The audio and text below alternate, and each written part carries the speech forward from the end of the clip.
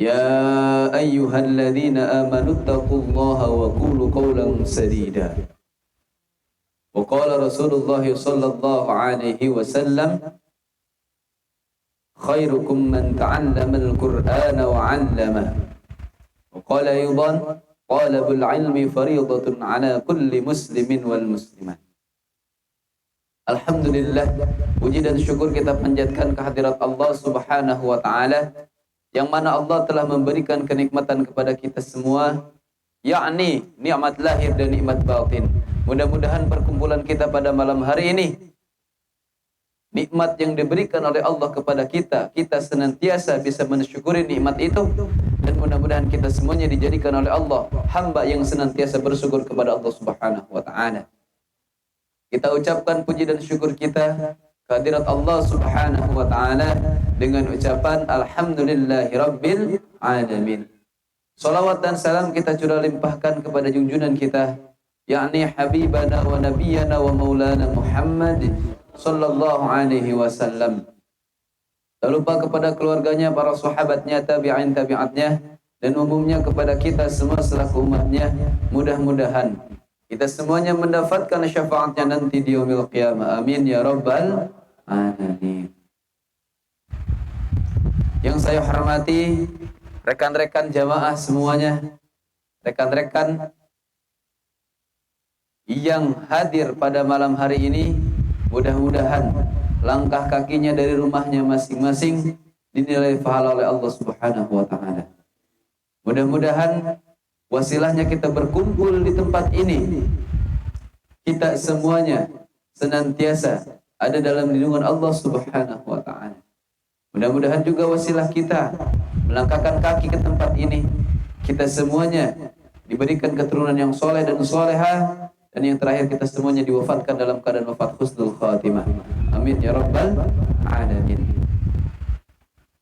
Alhamdulillah, pada malam hari ini sesuai dengan kajian kita, yakni kajian tentang ilmu fikih. Mudah-mudahan pembelajaran ilmu fikih ini bisa mengantarkan atau bisa membuat diri kita menjadi lebih baik lagi dan menjaga diri kita dari yang najis atau tata cara sholat kita, supaya kita hati-hati dalam melaksanakan sholat, yaitu ilmunya ada di mana? Adanya di ilmu fikih. Pada malam hari ini kita akan mempelajari kitab fikih, yaitu kitab Safinatun Najah. Ya. Kitab Safinatun Najah dikarang oleh Syekh Salim Al-Hadrami. Kenapa ada gelar Al-Hadrami? Namanya, pengarang kitab Safinatun Najah ini adalah Syekh Salim Al-Hadrami. Kenapa ada Al-Hadraminya? Ya kalau dipanjangkan Syekh Salim bin Abdullah dan panjang lagi ya. Ini ada kalimat Syekh di dalam setiap kitab Safinah. Ada nama Syekh Salim Al-Hadrami. Kenapa? Karena beliau pengarang kitabnya. Yang mengarang kitab Safinah, Syekh Salim Al-Hadrami. Kemudian yang melengkapi, bahwasannya kalau kitab Safinah menjelaskan hanya sekedar menjelaskan bab sampai bab zakat saja. Tetapi dilengkapi oleh siapa? Syekh Nawawi Al-Bantani. Kemudian Syekh Nawawi Al-Bantani mengaranglah kitab, yaitu sarahnya Safinah yang dinamakan dengan kitab Kasyifatus Syajah. Nah, kemudian ini kitab tipis, kecil. Ya. Tapi kenapa di setiap pondok, bahkan bukan setiap pondok, seluruh Indonesia, bukan seluruh Indonesia, bahkan seluruh dunia, ketika mempelajari ilmu fikih, yang pertama dipelajari bukan takrib, ya, bukan sarah muhadzab, bukan. Tetapi yang pertama dikenalkan apabila pemula biasanya, apalagi di pondok-pondok pesantren, itu yang pertama diajarkan tentang ilmu fikih, yang pertama itu kitab Safinatun Najah. Najah. Kenapa kitab Safinatun Najah? Meskipun kitab Safinatun Najah ini kecil, tetapi ini bisa mengantarkan kita ke surga. Dan apabila kita tidak mempelajari ini, bisa saja sholat kita justru bukan sholat yang diterima oleh Allah, justru sholat yang akan dilaknat oleh Allah Subhanahu wa ta'ala. Na'udzubillah. Kalau kita tidak mempelajari ilmu fikih, ya. Sedangkan kalau kita belajar ilmu di pondok, ada namanya ilmu syariat. Ya, kayak ilmu fikih, ini termasuk ilmu syariat. Kemudian ada ilmu hakikat. Kemudian ada ilmu ma'rifat. Kalau hakikat dan ma'rifat itu nanti, ya. Pembelajarannya di mana? Di Hikam, di Ihya Ulumuddin, di Mukasyafatul Qulub, di Kitabul Asrar itu nanti. Sekarang kita belajar ilmu syariat dulu. Ilmu syariat itu apa? Ilmu yang mempelajari, membersihkan diri kita. Membersihkan jasad dulu. Ya. Membersihkan ilmu untuk membersihkan jasad. Sedangkan hati akan bersih apabila jasad kita sudah bersih. Contoh begini. Ketika kita ingin membersihkan hati dengan beristighfar. Kalau istighfar, afdolnya, bagusnya mempunyai wudu. Kalau kita mempelajari fikih enggak, kemudian kita wudunya enggak benar, enggak sesuai kaidah fikihnya, apa furdu wudu'inya atau fardunya wudu, rukunnya wudu tidak dibawa, bagaimana istighfar kita bisa membersihkan hati kita? Nah, itu ya. Bagaimana istighfar kita mau berpengaruh ke dalam diri kita, sedangkan wudu kita saja masih perlu dikoreksi. Makanya Syekh Salim Al-Hadrami, kenapa dinamakan Al-Hadrami? Karena beliau lahirnya di Hadraul Maut, Yaman. Maka kemudian beliau wafatnya di mana? Beliau wafatnya di Tanah Abang, Jakarta. Tanah Abang, Jakarta Pusat, Jakarta mana? Tanah Abang, Jakarta Pusat, Jakarta mana? Ada ketahuan, belum pernah jalan-jalan ke sono. Ya, kan? Ya. Di sono di Tanah Abang ada makamnya Syekh Salim Al-Hadrami. Tetapi ada sebagian ulama berpendapat di situ hanya sekedar patilasannya saja. Ada sebagian ulama berpendapat di situ memang makamnya Syekh Salim Al-Hadrami. Ya, kita tidak mau itu pantilasannya, mau itu makamnya. Kalau kita ingin niat berkunjung, berziarah ke makam beliau, ketika kita datang ke Tanah Abang, insya Allah doa kita akan sampai kepada beliau. Gitu. Makanya, Syekh Salim Al-Hadrami ini beliau mengarang kitab Safinatun Najah. Kitabnya kecil, tipis, tetapi penjelasannya sangat luas sekali. Penjelasannya sangat luas, kitab Safinatun Najah. Kemudian saking berkahnya, ya. Kenapa ini kitab Safinatun Najah ini banyak yang mempelajari, banyak yang mengkaji? Karena keberkahannya. Keberkahannya apa? Keberkahannya Syekh Salim Al-Hadrami itu. Kalau yang mengarang kitabnya bukan orang soleh, nggak bakal banyak orang yang membacanya. Kalau yang menulisnya bukan orang soleh, kalau yang menulisnya bukan orang istiqomah, tidak akan ada berkah. Makna dari berkah itu apa sih? Makna dari berkah karangan kitab itu, yaitu setelah dikarang kitabnya, banyak orang yang membacanya. Itu namanya yang dimaksud dengan keberkahan pengarang kitab itu. Jadi banyak ulama-ulama, bahkan ulama-ulama salaf, ulama-ulama ahli fikih, semua pasti mengkaji kitab Safinatun Najah. Ya, itu harus tahu dulu. Jangan sampai kita tahu kitab Safinah. Oh, saya tahu kitab Safinah. Siapa yang ngarangnya? Ya, itulah pokoknya. Ya, jangan sampai kita nggak tahu pengarangnya.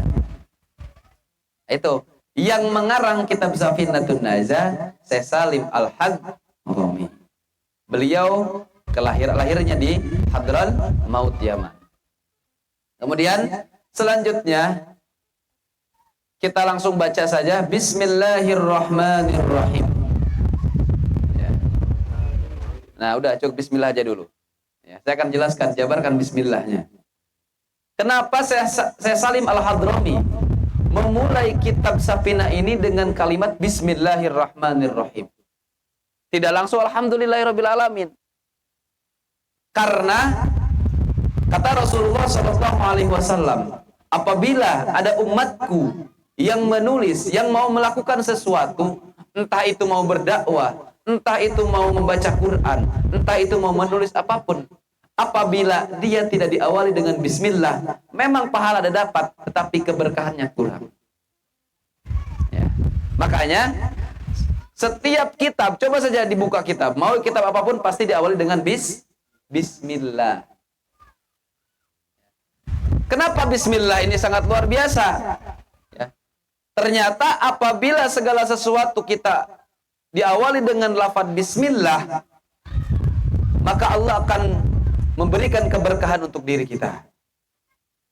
Bahkan, ya, bahkan apabila misalkan seorang ustadz atau seorang kiai kadang-kadang lupa ketika mau ngaji, lupa baca Bismillah.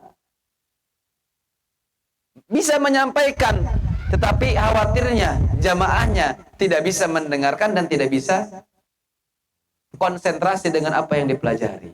Makanya yang belajar juga seperti itu. Kalau tadi lupa gak baca Bismillah, baca dulu Bismillah. Kenapa? Supaya di samping kita mendapatkan pemahaman, dan nanti Allah akan memberikan pemahaman yang kita dapatkan akan diberikan keberkahan kepada kita. Itu Bismillah. Saking istimewanya Bismillah, ada seorang nenek-nenek, ya, ada seorang nenek-nenek. Ini pada zamannya Ibrahim ibnu Adham. Ada seorang nenek-nenek, Ibrahim ibnu Adham, karena beliau waliullah. Ibrahim ibnu Adham itu waliullah. Ibrahim ibnu Adham ketika beliau sedang baca sholawat kemudian tertidur, bertemu dengan Rasulullah SAW. Kata Rasulullah, wahai Ibrahim ibnu Adham, apabila engkau ingin tahu tata cara masuk surga, belajarlah ke nenek-nenek yang rumahnya tidak jauh dari rumahmu. Karena di daerahmu, di kampungmu yang sudah tua rentan nenek-nenek itu cuma satu doang. Rumahnya paling pojok, kata Rasulullah. Di kampungmu, di daerahmu ada nenek-nenek paling pojok rumahnya. Disitulah nenek-nenek yang akan dijamin masuk surga oleh Allah Subhanahu wa Ta'ala. Kemudian kata Ibrahim ibnu Adham, siapakah itu? Kalau engkau ingin tahu, nanti setelah engkau bangun, samperin nenek-nenek itu. Kemudian setelah itu terbangun Ibrahim ibnu Adham. Beliau terbangun, setelah terbangun langsung ingat, tadi saya bertemu dengan Rasulullah. Kemudian Rasulullah mengatakan bahwasannya ada nenek-nenek di ujung kampung ini, dan kata Rasulullah, beliau nenek-nenek itu dijamin masuk surga oleh Rasulullah SAW. Karena waliullah penasaran apa amalannya, apa biasanya kegiatannya. Kemudian karena penasarannya akhirnya mencari rumah itu dan akhirnya ketemu rumah itu. Setelah bertemu dengan nenek-nenek itu. Assalamualaikum, waalaikumsalam, kata nenek. Kemudian, ada apa? Wahai Ibrahim ibnu Adham, engkau datang ke sini, kata nenek-nenek itu. Kemudian Ibrahim ibnu Adham menceritakan bahwasannya saya semalam bertemu dengan Rasulullah SAW. Dan kemudian beliau mengatakan bahwa engkau adalah ahli surga. Nenek-nenek itu tidak bahagia. Mana mungkin diriku, wahai Ibu bin Adham, mana mungkin diriku bisa masuk surga sedangkan diriku berlumuran dengan dosa. Banyak dosa-dosa yang sering saya lakukan. Mana mungkin saya bisa masuk surga. Kemudian setelah itu Ibrahim bin Adham, cuma ada satu yang ingin saya tanyakan, memang amalan apa yang kau lakukan, wahai nenek, kata Ibrahim bin Adham, sehingga Rasulullah mengatakan seperti itu. Kemudian nenek-nenek itu karena yang bertanya itu Ibrahim bin Adham, akhirnya nenek itu menjawab, wahai Ibrahim bin Adham, ketahuilah, mungkin Rasulullah mengatakan seperti itu karena diriku tiada gerakan tangan, tiada gerakan napas tanpa mengucapkan Bismillahirrahmanirrahim. Berarti tidak ada gerakan badan, tidak ada gerakan napas tanpa mengucapkan Bismillahirrahmanirrahim. Bismillahirrahmanirrahim. Berarti sekali napas, Bismillahirrahmanirrahim. Dua kali napas, Bismillahirrahmanirrahim. Mau melangkahkan kaki, Bismillahirrahmanirrahim. Kecuali satu, saya tidak pernah baca Bismillah. Ketika ingin buang air besar, saya tidak pernah baca Bismillah. Karena kurang adab. Kalau dalam hati boleh. Ya, gitu. Jadi si nenek-nenek ini, kata neneknya ini, saya mengucapkan Bismillah itu setiap gerakan tubuh. Saya selalu mengucapkan Bismillah. Kemudian kata Ibrahim itu Adham, kenapa engkau mengucapkan Bismillah terus? Kata si nenek itu, karena itu yang saya bisa. Karena itu yang saya bisa. Hanya Bismillah dan Bismillah saja. Ya, Bismillah saja sampai bisa mengantarkan orang lain, orang itu ke dalam surganya Allah Subhanahu wa taala. Apalagi itu baru Bismillah, apalagi sampai Al-Fatihah, sampai surah An-Nas. Itu sangat luar biasa sekali. Makanya setiap gerakan kita, kalau memang di dalam kepala kita tidak ada hafalan Quran, minimal setiap gerakan kita biasakan membaca Bismillah. Mau misalkan mulai kerja di PT apa itu, Panasonic. Kalau biasa Panasonic itu kabel apa-apa tuh kerjaannya. Kalau Panasonic kan elektronik biasanya. Nah itu mulai pekerjaan baca Bismillah. Sedang berjalan terus Bismillahirrahmanirrahim, Bismillahirrahmanirrahim, Bismillahirrahmanirrahim. Insya Allah setelah pulang ke rumahnya akan mendapatkan keberkahan yang luar biasa. Itu. Jadi Bismillah ini penting. Kemudian kita uraikan Bismillah ini kenapa sampai istimewa ini. Ternyata Bismillah ini ya. Bismillahi ya, kalau di pondoknya Bang Yunus mungkin Bismillahi kalawan nyebat jenengan Allah. Nah itu. Kalau di pondoknya siapa? Mas Yunus, Kang Yunus. Ya. Kalau di sini Bismillahi itu ya dengan menyebut nama Allah kalau kata orang Bekasi. Nah, kemudian Bismillahi Ar-Rahmanir-Rahim. Kenapa diawali Bismillahi dengan menyebut nama Allah? Jadi sebelum kita membaca apapun, kenapa harus diawali Bismillah? Karena kita harus mengagungkan Allah dulu. Dengan menyebut nama Allah, berarti kita percaya dengan Allah. Ar-Rahmanir-Rahim. Ar-Rahman, tur kang maparin nikmat gede ing dalam dunya lan akhirat. Ya, kalau bahasa orang Jawa. Ya. Tapi kalau bahasa orang sini, yang memberi nikmat besar di dunia. Ya, jadi rahmannya Allah Subhanahu wa taala, kasih sayangnya Allah ini ya. Makanya di situ ada kalimat kalau kita ucapin orang nikah sakinah mawaddah warahmah. Warahmah itu apa? Artinya kasih sayang. Nah, ini juga sama. Ar-Rahman, kasih sayang Allah Subhanahu wa taala. Kasih sayang Allah. Saking sayangnya Allah terhadap hambanya, orang yang taat juga diberikan kasih sayang oleh Allah. Orang yang sering maksiat juga diberikan kasih sayang oleh Allah. Diberikan nikmat oleh Allah Subhanahu wa taala. Ya contoh orang yang taat, orang yang khianat, orang yang maksiat, ya, itu semuanya diberikan nikmat oleh Allah. Kenapa? Karena di dunia. Makanya Ar-Rahman, lafadznya Ar-Rahman ini Allah memberikan kasih sayang kepada manusia-manusia yang ada di dunia. Mau dia kafir, mau dia Islam, semuanya diberikan kasih sayang, diberikan rezeki oleh Allah, diberikan nikmat oleh Allah, semuanya dikasih nikmat. Di dunia itu, mau taat ke, mau ahli maksiat, semuanya diberikan nikmat. Tetapi Ar-Rahim, lanjutannya Bismillahirrahmanirrahim, Ar-Rahim ini ya, turkang maparin nikmat jering di dalam akhirat pakot. Apa itu artinya? Jadi Allah ini, Ar-Rahim ini, kalau Ar-Rahim hanya memberikan nikmat kepada orang-orang tertentu saja. Kenapa? Karena di akhirat. Kalau di dunia tadi Ar-Rahim memberikan semua kenikmatan-kenikmatan. Makanya takutnya ada pertanyaan seperti, Ustaz, kenapa sih orang itu gak pernah sholat, gak pernah ibadah, gak pernah ngaji, tetapi rezekinya ngalir terus? Itu karena rahmannya Allah. Kasih sayangnya Allah. Kasih sayangnya Allah memberikan semuanya, tetapi Ar-Rahimi tidak akan diberikan kenikmatan ketika nanti dia di akhirat. Kalau dia hanya sekedar kaya di dunia tetapi tidak taat kepada Allah, Ar-Rahimi, tidak akan diberikan kenikmatan nanti di akhirat. Makanya Ar-Rahimi ini kenapa kalimatnya Ar-Rahimi? Memberikan nikmat yang sedikit ini maknanya yaitu jadi hanya orang-orang tertentu yang akan mendapatkan nikmat dari Allah Subhanahu wa taala. Jadi kalau ini nanti dapat kasih sayang Allah ini orang-orang yang memang taat kepada Allah kalau di akhirat. Jadi kalau Ar-Rahmani itu di dunia, kalau Ar-Rahimi yaitu kasih sayang Allah di akhirat. Kalau kita taat, rajin ke majelis ilmu seperti ini, rajin belajar ngaji, rajin hadir di majelis ilmu, insya Allah mudah-mudahan kita semuanya diberikan pertolongan nanti oleh Allah Subhanahu wa taala. Dan akan menjadi saksi nanti di yaumil qiyamah.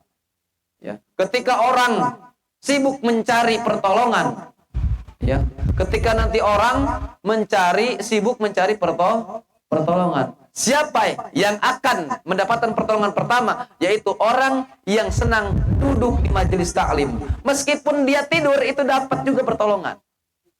Ya, yang tidur aja dapat, apalagi yang melek. Cuman beda pertolongannya, mungkin rada ditarik dikit, kalau yang melek ya rada ada kendaraan ya gitu. Itu bedanya mungkin ya. Tetapi Rahman Rahimnya Allah, segala perkumpulan apabila dia duduk di majelis taklim, bukan hanya yang duduk saja, yang lewat saja itu dapat pahala. Anak-anak ini yang lagi main dapat pahala nanti.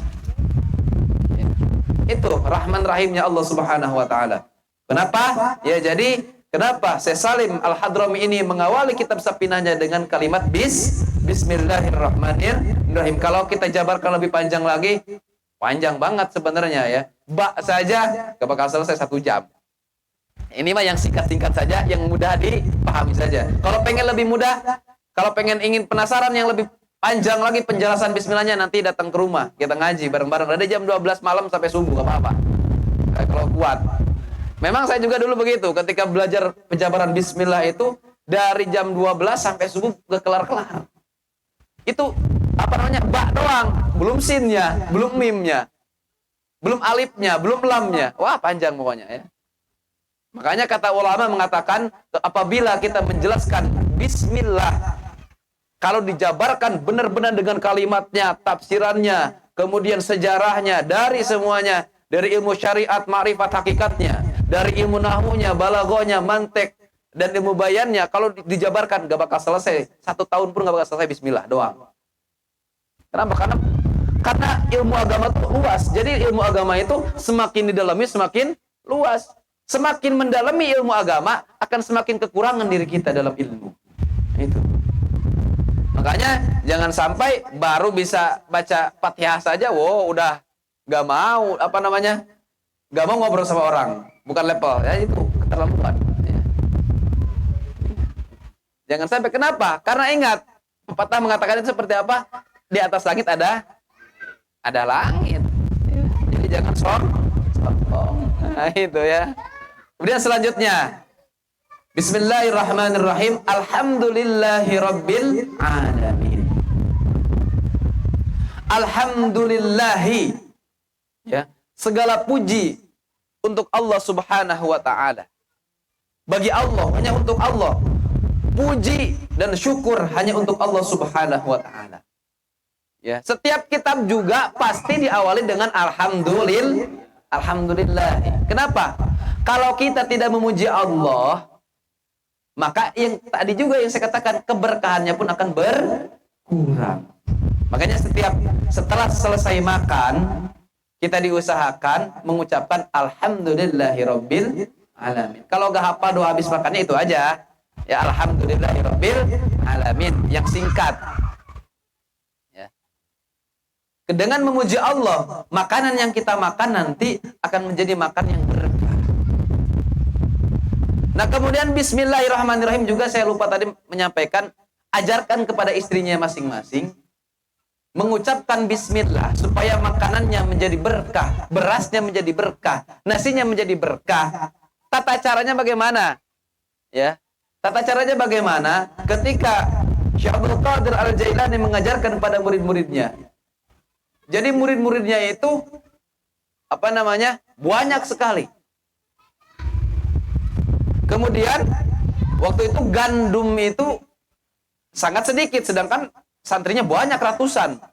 Gandumnya dalam riwayat cuma setengah karung atau berapa untuk ratusan orang banyak. Gak bakal cukup. Kemudian Syekh Abdul Qadir Al-Jailani, wahai muridku, engkau jangan panik, jangan kaget, tenang, kata Syekh Abdul Qadir Al-Jailani. Begini caranya, baca bismillah, ambil 1 biji. Ya, baca bismillah, tuangkan ke tempat masak, kemudian ambil 1 biji, balikin lagi ke karung itu. Kemudian tuangkan lagi, ambil lagi, taruh lagi. Kemudian tuangkan lagi, yang terakhir tuang 3 biji. Nah, nanti itu akan menjadi berkah. Itu caranya. Atau kalau misalkan beras nih istri, jadi dari gelas jangan langsung dituang ke tempat apa itu namanya? Tempat masak nasi. Dari karung misalkan kalau taruhnya di karung. Ambil 1 gelas, kemudian dari gelas ini ambil 1, 2, 3 masukin ke karung, baru dituangin. Kemudian ambil lagi 1 gelas misalkan kalau makannya banyak misalkan. Nah, tapi kalau misalkan makan sedikit ya sama. Ambil 1 gelas, taruh lagi di karung. Kenapa harus seperti itu? Untuk pertama, untuk memberkahi kehidupan kita, dan insya Allah kita keluarga itu tidak akan merasa kelaparan. Allah akan menjauhkan dari kelaparan. Kalau seperti itu, makanya kenapa ahli-ahli fikih itu sangat hati-hati karena diajarkan tata cara naruh beras saja diajarkan. Begitu caranya. Nanti kalau yang sudah punya istri, ajarkan istrinya. Begitu cara naruh beras yang benar.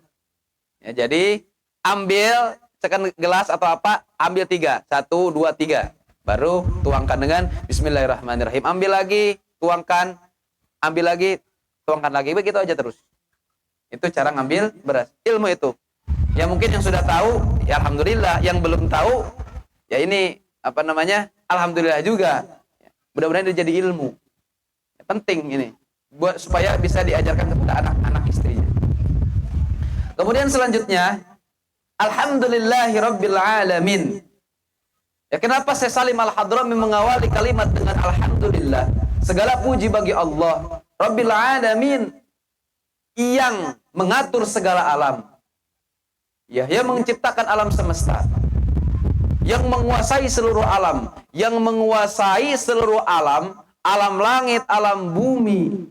Kemudian alam langit, alam bumi, dari alam yang tidak terlihat oleh mata, semua itu diciptakan oleh Allah Subhanahu wa Ta'ala. Kenapa ada Rabbil Alamina? Kenapa? Karena kita juga diciptakan oleh Allah Subhanahu wa Ta'ala, dan kemudian diawali dengan Alhamdulillah karena kita memuji Allah. Kenapa harus memuji Allah? Karena apabila kita sering memuji Allah, maka Allah pun akan memberikan rahmat kepada kita. Makanya sebelum kita membaca kitab Sapina ini, ya, Syekh Salim Al-Hadrami mengawali dengan kalimat Alhamdulillahi Rabbil Alamin supaya mendapat